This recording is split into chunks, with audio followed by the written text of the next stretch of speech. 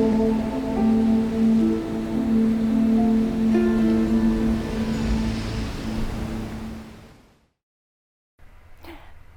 and namaste, yogis. This is going to be my long explanation of why you should even do all of this, because the breath, the body, and your energy, they all interact and they all work off one another.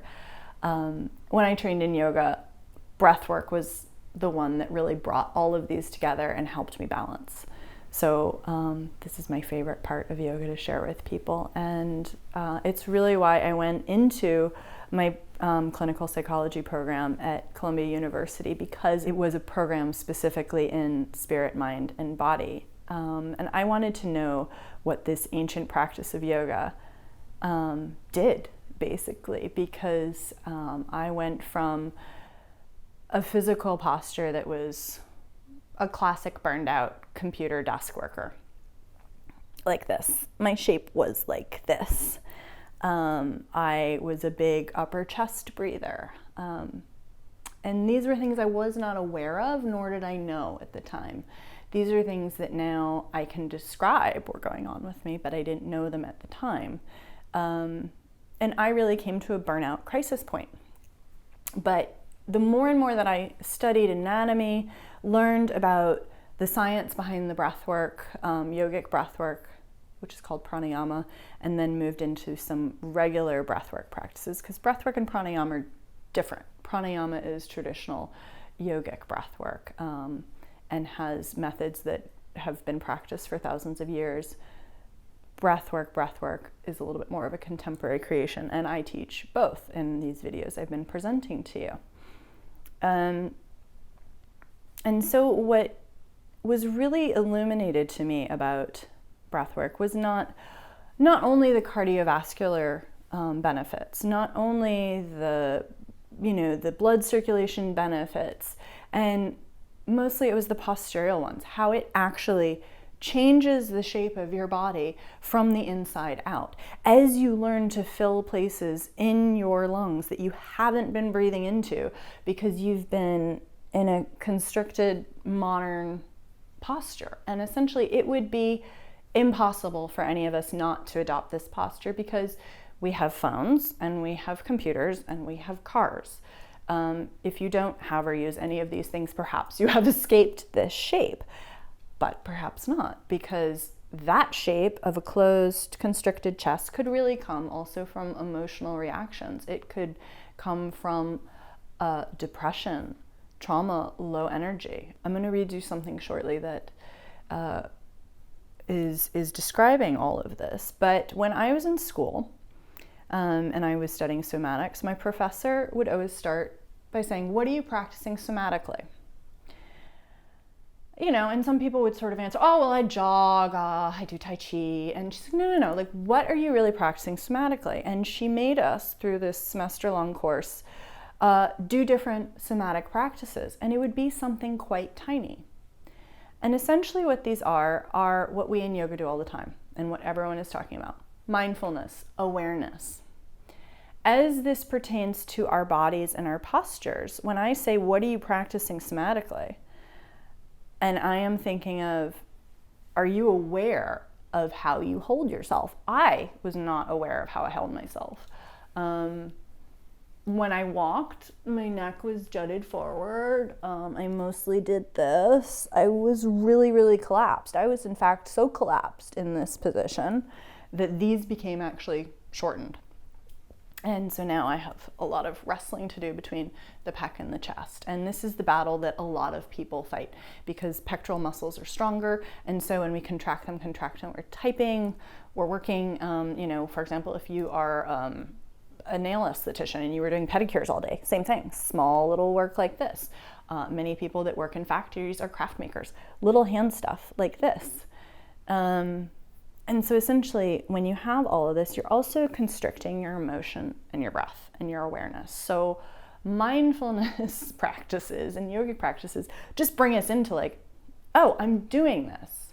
It's not that it necessarily makes us better automatically, but it improves us over time, because what we're doing with mindfulness is we're bringing in awareness and stopping the habit.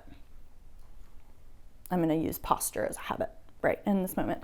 And then we're checking ourselves. And that's why we say in yoga, it's a constant practice, because there's never an arrived at fixed point. You're always noticing and then practicing.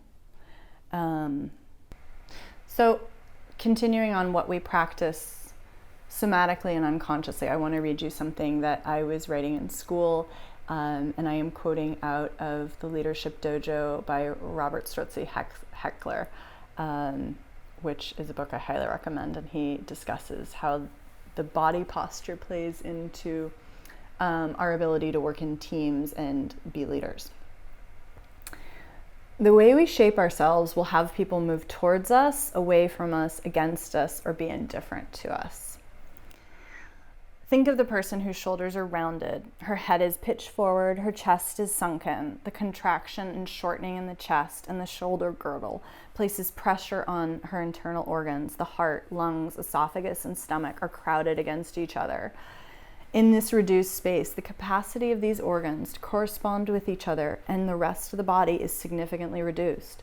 The system is compromised, and the resulting stress reduces effective action, emotional balance, physical health, and mental alertness.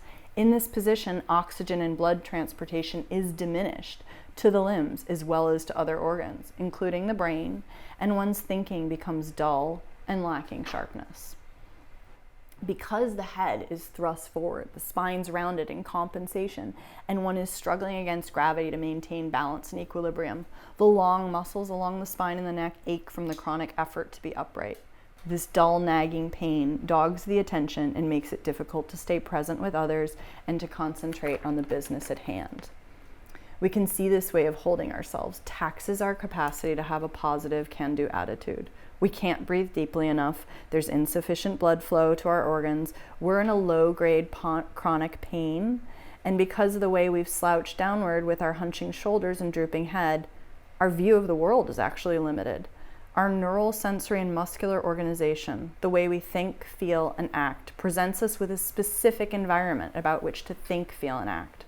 In other words, the person I'm describing considers the world differently if she were upright, relaxed, in harmony with her energies and with gravity, instead of caved in and relinquishing her power. So, if we look at the picture of this kind of person, which I was,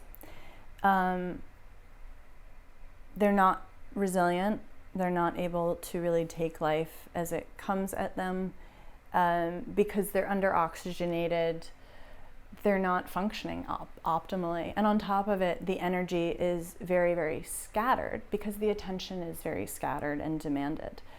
The main part about what's happening with this person with the constricted upper chest is that they're not breathing fully into their diaphragm.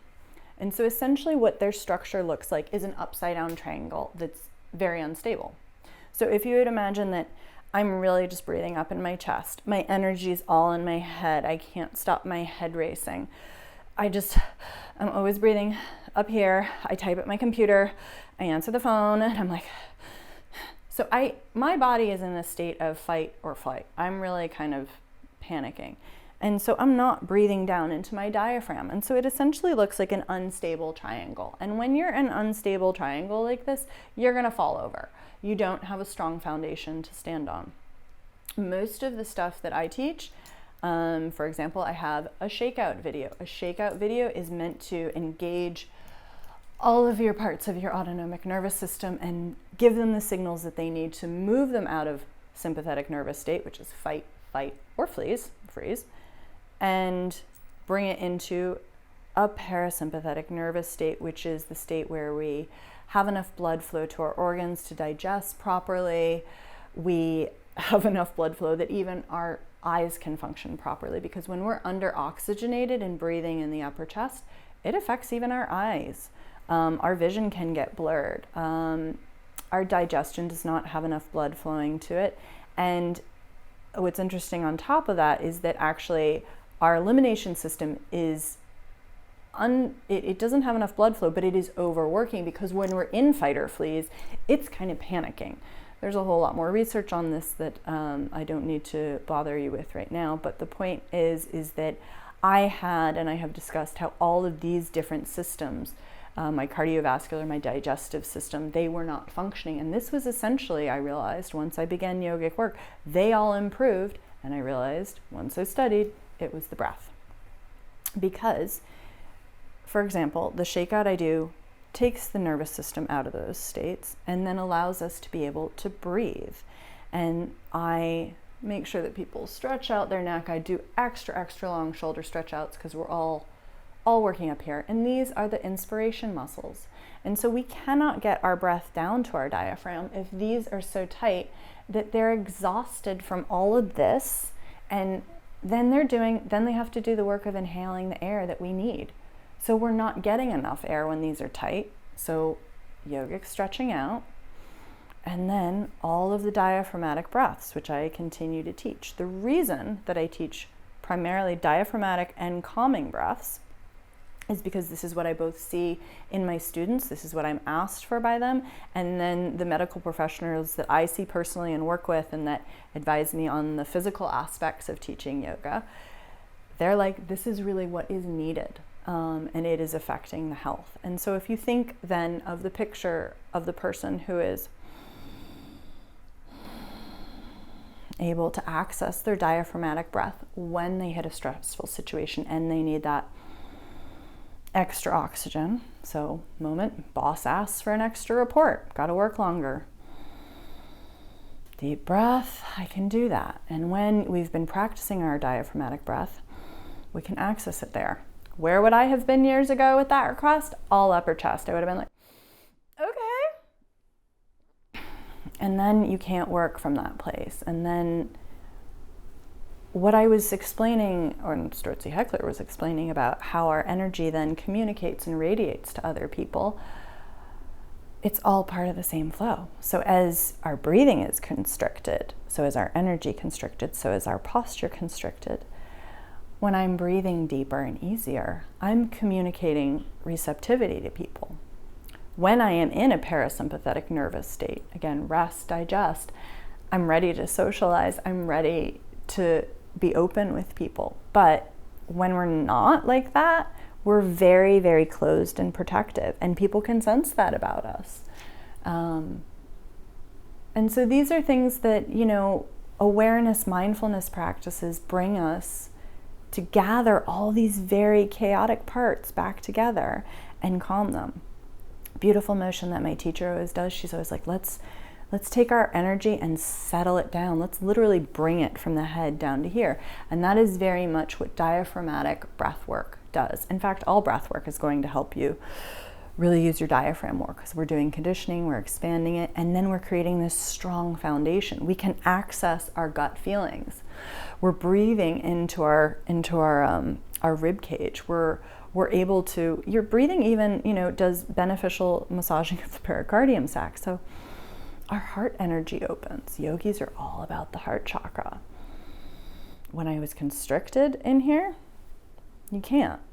Your heart chakra energy is literally your breathing energy in yogic belief. This is something yogis studied for many years. They believe that there's a system of energetic centers called chakras, and there's one right here in the center, and that is your energy center.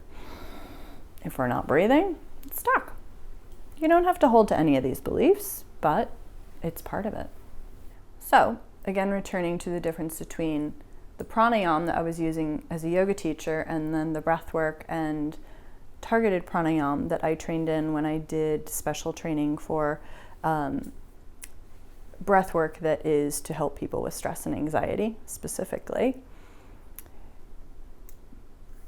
When a yogi practices pranayama, the main goal of yoga was to reach samadhi, enlightenment, nirvana. And so very often the point of the manipulation of energies with the breath in pranayama was to reach that goal. Many of the yogic ancient breaths, pranayamas, they've been studied, they've been expanded upon, they've been rolled into new permutations in order to target and bring about a certain result that is not enlightenment, it's not communication with the divine. For example, coherent breathing is one of those that I have taught. But for example, 9-part breath is a breath where I teach you to learn to get to know all the different 3 zones of breathing. That's an ancient yogic one. There is an ashram that one of my teachers studied at, and they do that breath for 3 years. So just 3 years, breathe in your diaphragm, breathe into your mid-rib cage, breathe into your upper chest. They are really getting very, very deep into these. Breath work is our modern way of doing things. We look at where we want to go and where this can take us. And that is most of what I've been describing to you. And what I present is it is a tool. It is not medicine. It will not heal you from everything, but it is one of the biggest tools. So I need you to understand that when I had all of these wonderful changes that happened to my health and my energy and my mind, thank you, yoga, it was a holistic picture. Caring for yourself and making change always is. It is, unfortunately, not one simple thing. It is the lifestyle, it's how you sleep, it's how you eat. But because I was breathing more fully, my digestion was better. Because I was breathing more fully, my sleep was better. And so it did also help all these areas of my life. But it is very important, both for me, and it was taught to me by my teachers, that breath is not simply the only medicine, but it is the tool towards changing and healing yourself. So I encourage you to consider developing a daily or multiple times a week practice of breath work, because I was just amazed how it helped me, and I thought, I wasn't sure which part of the yogic practices it was, but I am offering the breath work to you all, and that's where I've taken my focus in my yogic studies, because I slept better. It ended my insomnia. My digestion was better. My chronic acid reflux went away. I had very cold limbs all the time, and that stopped, because when you're in fight, flight, freeze, like I was all the time, the blood was drawing away from my skin. It's drawing away from my digestive organs. And my body's trying to process more glucose. So I actually lost a lot of weight, and I really think it was just the change in my metabolic system from both the movement and the breath work and the physical exercise. I am fortunate enough to not have terribly severe trauma, but the opening of the breath and the emotions and letting those flow again, there's a lot of stuck stuff that comes up. And when it's gone, you're just so much lighter. And you didn't even know it was there. And that's the thing, is that we are gathering all these chaotic pieces inward, but we're actually creating space with the breath. We're creating space in our bodies and in our emotions.